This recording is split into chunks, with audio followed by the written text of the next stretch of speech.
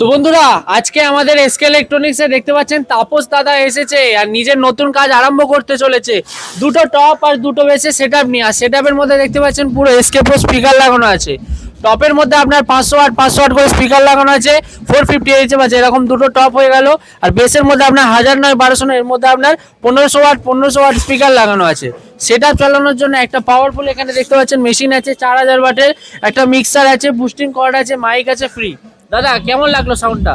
Sound ভালো। Sound ভালো লেগেছে তো? কি বলতে চান আমাদের দর্শক বন্ধুকে? দর্শকদিকে বলবো আসুন এসকে প্রো। আমরা যেটা দেখাই সেটা দিই তো? হ্যাঁ সেটাই একদম। দিই। আর সাউন্ডটা কেমন ছিল? সাউন্ড ভালো, নিয়ে গিয়ে টিনা হিলবে তো পুরো?